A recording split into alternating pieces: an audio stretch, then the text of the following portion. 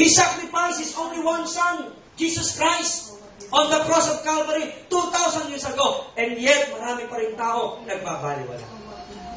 Amen? Amen? God already did His part.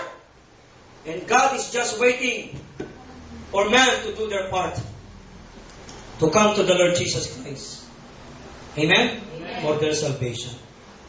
Brothers and sisters, pwedeng isipin ni Joseph na siya iniwanan ng Diyos.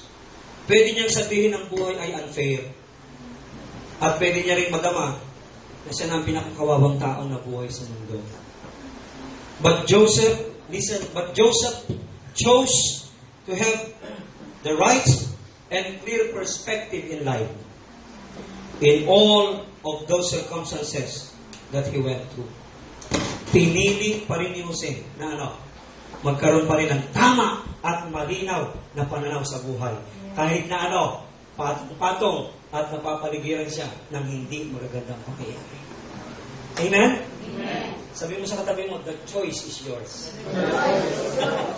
Hindi ang Lord na magbibigay sa iyo ng tamang choice. You will choose.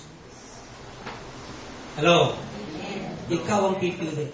Ano gusto mo? Manatili kang kawawa? Manatili kang talunan? Manatili kang nasa ilalim? Manatili kang alipin? Manatili kang kawawa? Manatili kang api-api?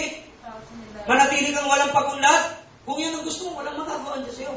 But when you decided, Lord, I want to be somebody, God will make you somebody. Napakan natin ang Panginoon. Just let go of those things and let God take charge of everything that transpired in His life. Inayaan lang ni Jose, mga kapatid, na dumaan ang lahat ng mga pangyayari sa buhay niya. Hindi niya po hinarang. Hindi niya po sinakal. Hindi niya pinigil. Hindi niya niyakap. He just let go of those things. Amen? Abuses, accuses sa buhay niya. He just let go of those things. And then, he let God to take charge and take over the circumstance. Right perspective.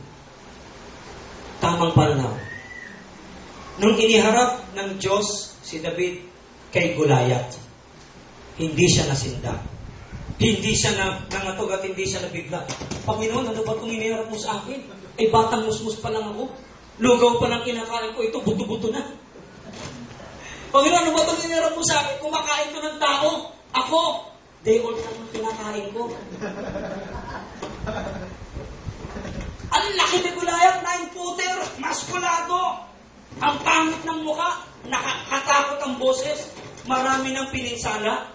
Veterano sa digmaan, ihaharap sa isang batang musmos na ang inaalagaan ay mga tupa.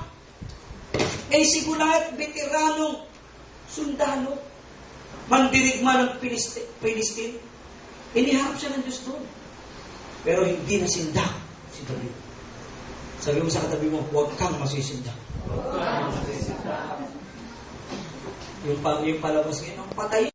Hindi siya nanliit. Alam niyo, sabi ni David, ang tingin ni David kay Goliath bilang giant, ant na lang, ant. Hindi na giant. Nawala yung GI. Natira na lang ANT. Ito, wala yan. Langgam lang sa ant lang yan. Hindi giant. Kasi, tinignan ni David si Goliath sa mata ng Diyos. Ganon din mga kapatid. Yung mga pangyayari sa buhay natin, huwag mong tignan sa sarili mong paningin. Tiyak, lalaki yan. Kasi ang mata natin may magnifying glass. Hello?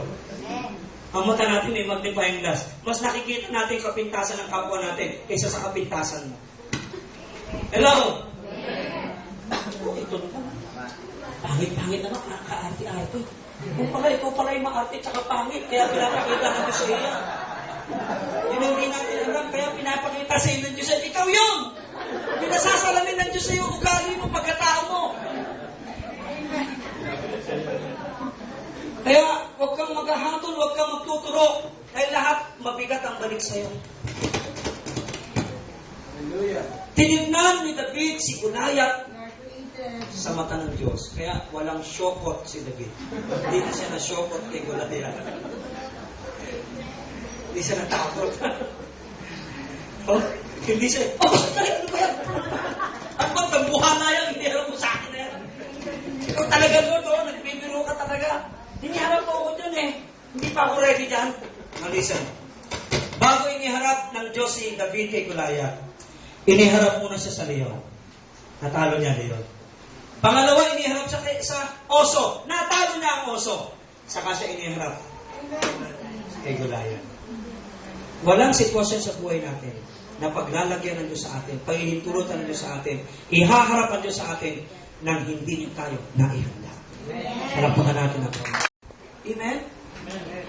Huwag yung, ano ba ito? Wala nang katapusan. Minsan lang yung mga words natin. Ano ba ito? Wala nang katapusan ka maghihirap, no? Matatapos lahat yan. Dahil pag hindi mo tinignan na matatapos ang lahat ng yan sa buhay mo, ikaw ang matatapos. Dalawang bagay lang yan eh. Ikaw ang matapos o ang sitwasyon mo ang matapos. Right perspective. Sabihin natin, right perspective. Tamang pananaw sa buhay. Amen? Alapakan natin si Lord. Pagka minsan, nalalagay tayo sa madidilim na bahagi ng buhay natin. Pinapahintulutan ng Diyos. Hindi ka naoban ng Diyos. Pinapahintulutan niya. Amen? Para ano? Malaman natin siya ang liwanag. And there are times God allows us to have some weights in our life. May mga pagkakataon, pinapahintulutan ng Diyos, may mga bigat tayo sa buhay natin. Not to put us down, but to build us up. Para lalo tayong palakasin. Di ba yung weights? Pag nag-weights ka, hindi ka babagsak. Pag nag-weights ka, nabibuild ang mga muscles. Hello? Kung kayo may mga FB, nakakatuwa yung wag to crop sa daga. Nakita mo yan? Napanood niyo yan? Sa FB? May mga sinandan ako nun sa isang college. Yung daga, di ba? Ang gusto niyang keso. Hanap-hanap siya ng keso. Nakakita siya ng keso, kaya lang nandun sa yung may bitag. Ang tawag sa buhay natin. Di para i-down ka. Di para ibagsak ka. Amen? Kundi build your spiritual muscle of faith. Palakasin ka. Tumayo tayo na.